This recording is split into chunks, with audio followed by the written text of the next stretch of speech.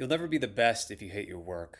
So I've come to this amazing epiphany realization that human beings, especially myself included, speaking also from my own experience in this video here, is that there's this amazing phenomenon when it comes to work. Because even when we are at work, even when if you're working from home, whatever, you have your own home-based, uh, business. Like my company, we're a virtual company. The team is all over the world.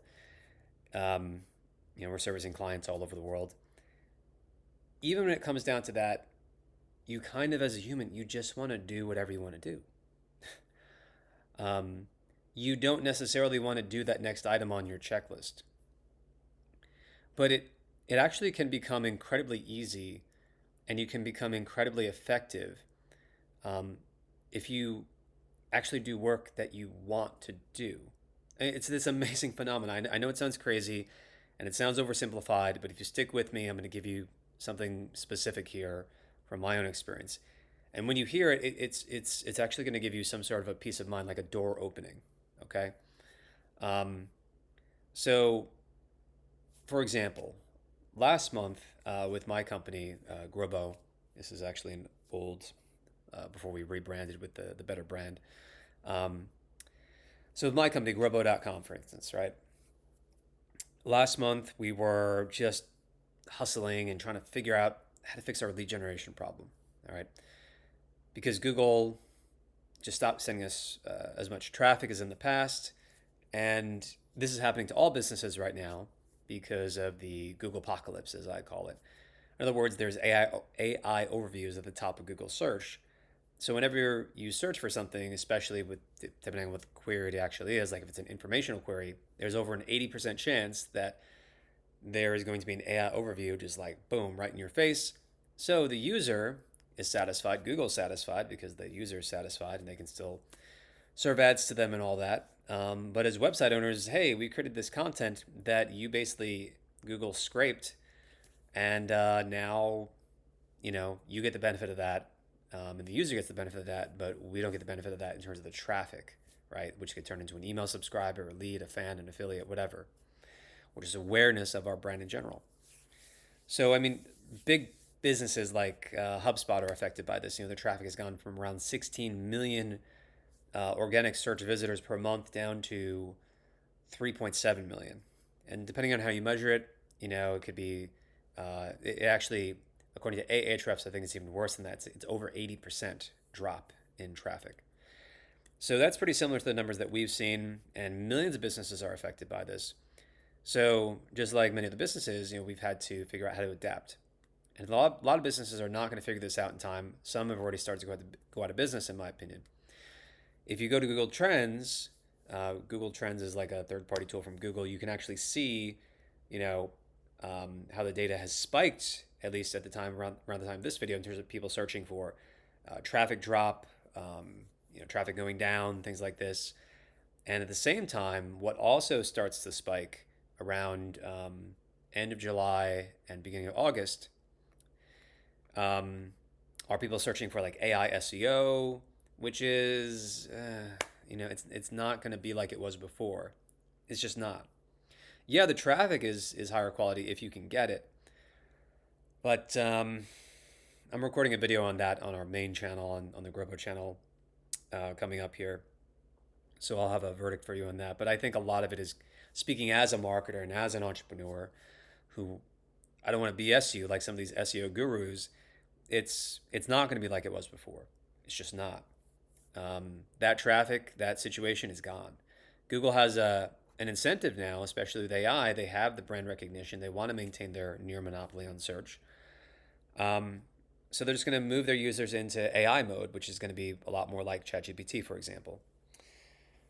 Um, but yeah, so you can optimize for this, but they're going to minimize. They're going to want to minimize, like people clicking through off of their platform, off of their ecosystem. You know, um,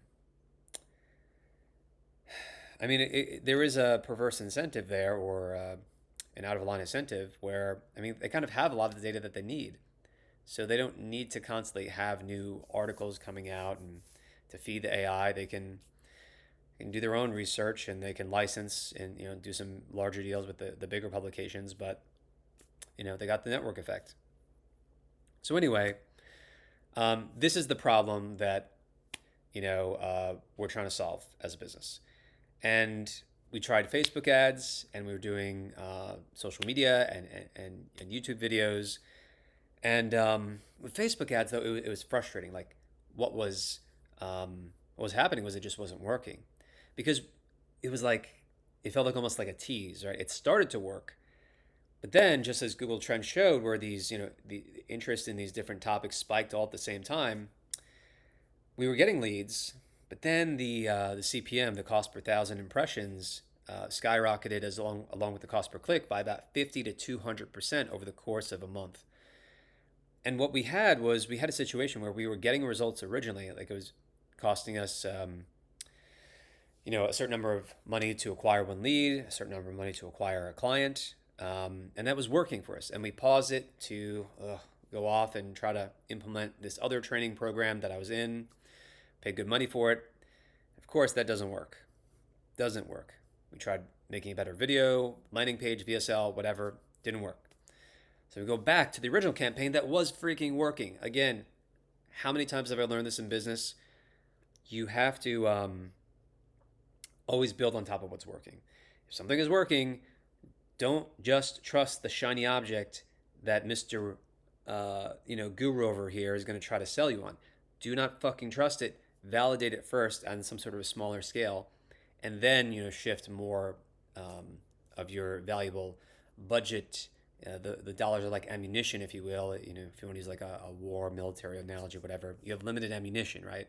It's your dollars in the bank. That's your budget, and then you shift that into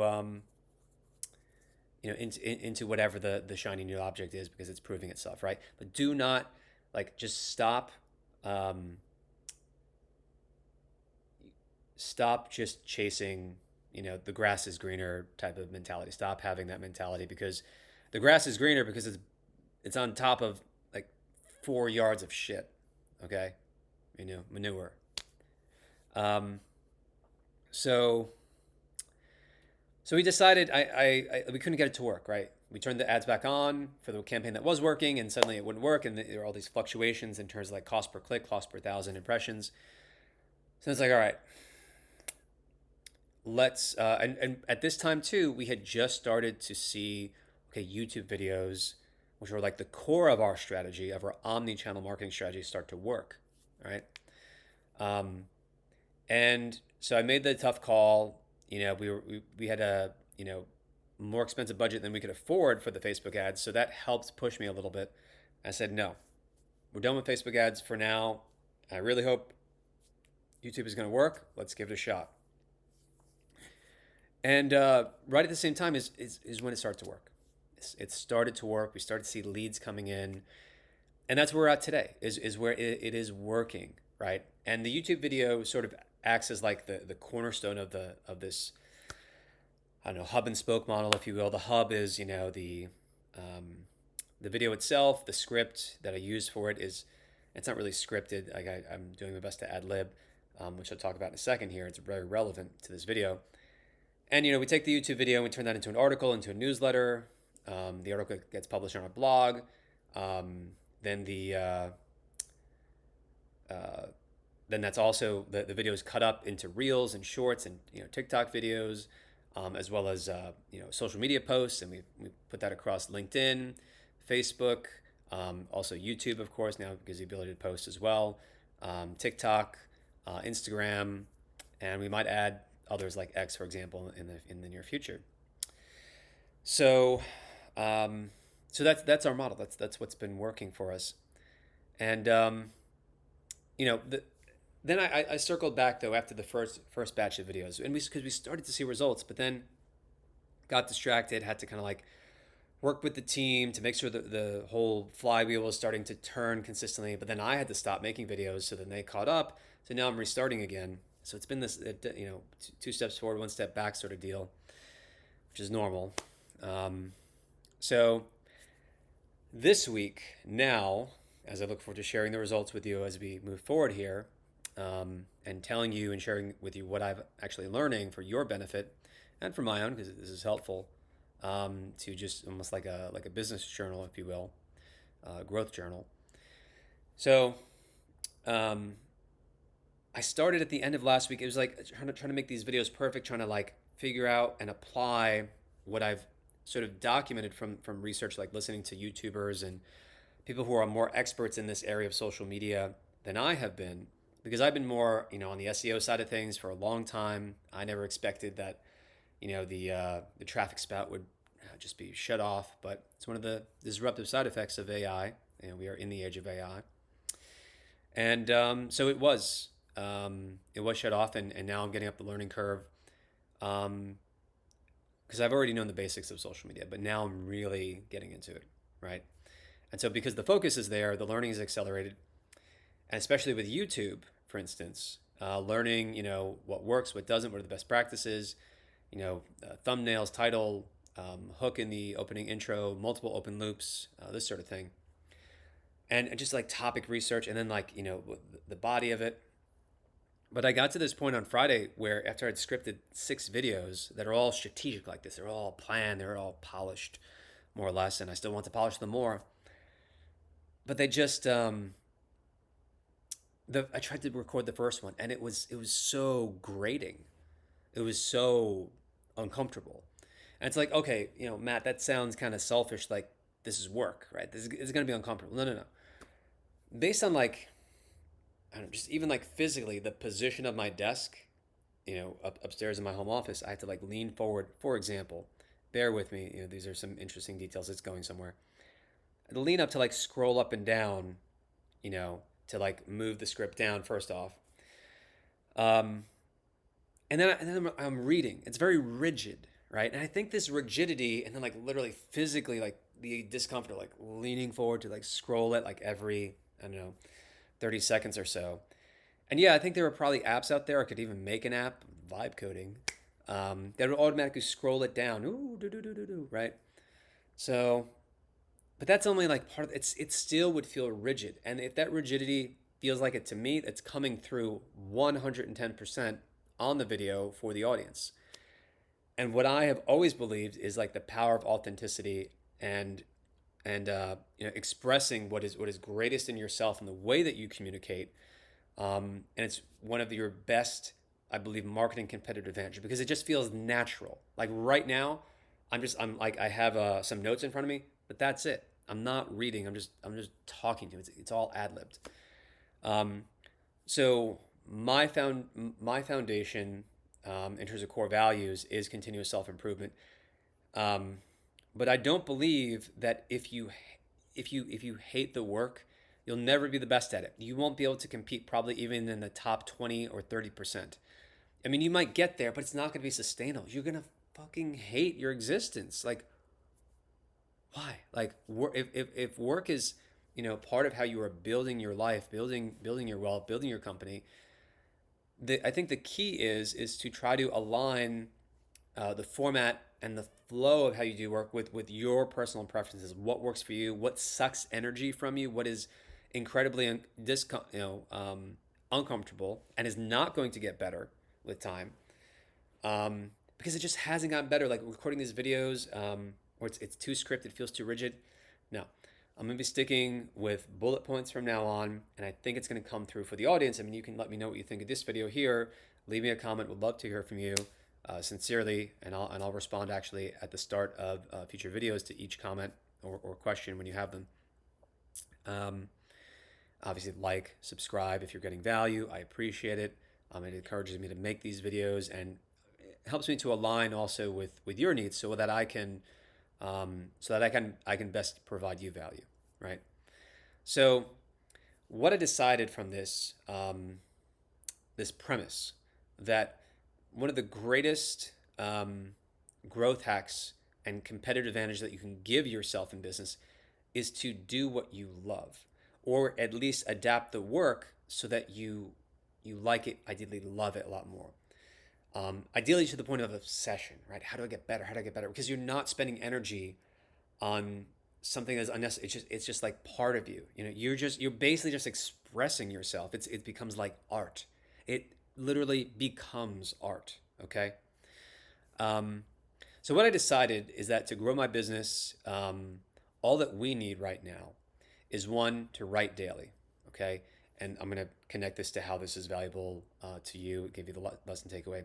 So I decided, okay, writing daily, recording daily, and editing and approving, the drafted social media content that comes back, and the edited video as well, approving that to launch one of those daily. Okay. So I'm getting at least five reps in per week on that. Rep referring to like working out, right? One is 2, 3 reps, right? So that's a rep. The benefit to doing daily reps this way, and what I've already found from already doing it for 2 weeks prior before I paused to like work with the team, get the workflow really nailed down. In other areas, there's the publishing and getting out there and making sure it's quality.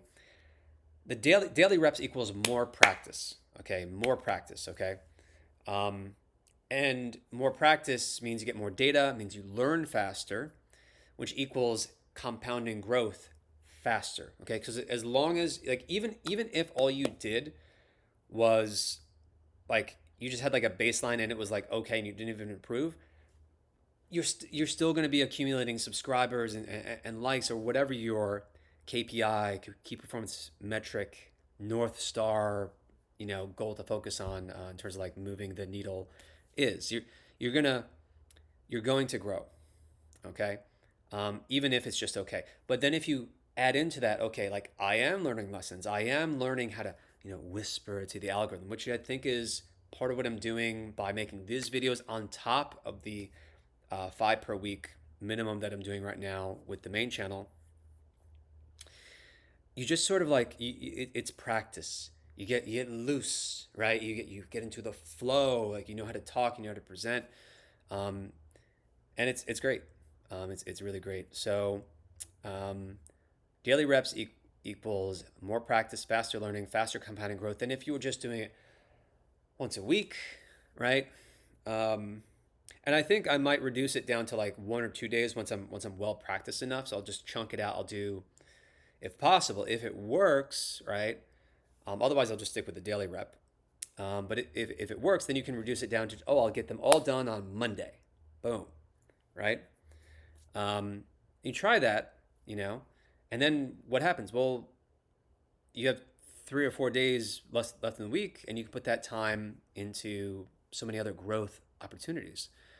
Um, so this will take me doing these daily reps.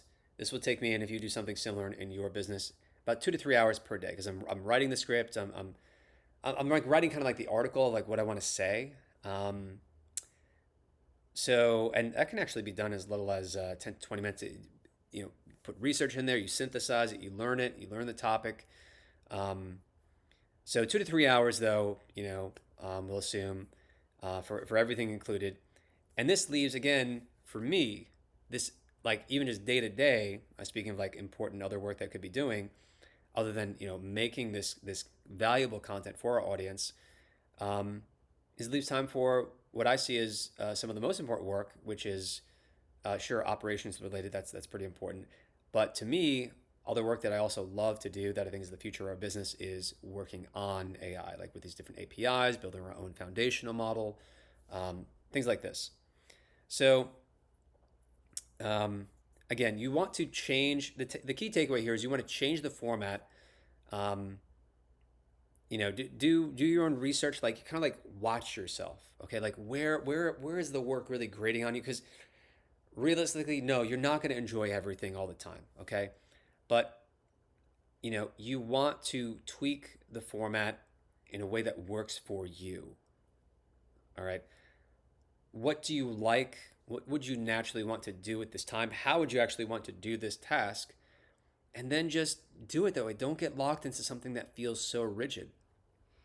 Because I heard this great quote. Maybe it's not great, but it's decent. It's all right. It's growing on me. But the quote is, "Imperfect is the new perfect." It's the idea of like, act now, right? Take action as soon as an idea comes into your head. Like, act with more urgency, get more done because you get things out there into the world, you get more data back faster, you learn faster, and you can iterate and blah, blah, blah. Like startups like launch fast, this type of a thing. Imperfect is the new perfect. Um, so don't get locked into some sort of routine. Like don't like the future looks like pretty much everyone following everyone else. In part because we're gonna like our thinking processes are gonna become more degraded by using AI so much. Like there are already existing studies on this.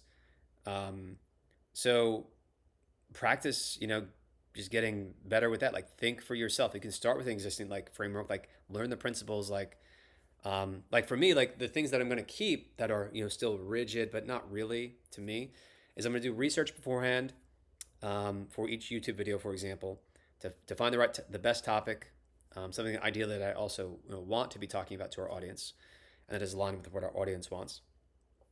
And then putting some work into the thumbnail, the title, bit of research in general, and writing a great hook opening. But that's it. Other than that, it's notes, it's ad libbing. Because again, if you hate the work, you will never um, you'll never be great at it. You'll never win over others who love what they're doing, or they're doing it the same thing perhaps in a way that maybe you don't see, but they love it. Like some of the best competitors in every market is that on some level they're able to sustain that performance over time. The ones that are doing it in a sustainable way, it's because they love it. They love the feeling of competition, maybe at a minimum, but they it's really that they love the work, right? Not just the result. Um, so tweak your work so that it flows with both what will get results. For example, I'm going to do the thumbnail, title, intro, best practices, there that I've learned.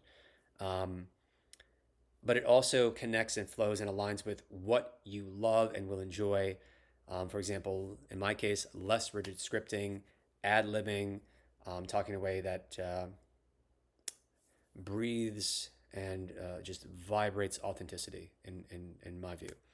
So consistency over time, okay, compounds. It is like a superpower, and loving your work is one of the greatest growth hacks that you can possibly ever figure out for your business. What do you think? Leave me a comment below. I'd love to hear from you. And if you'd like to hear more content like this, give the video a thumbs up, subscribe, and please consider sharing it with others. Thank you so much.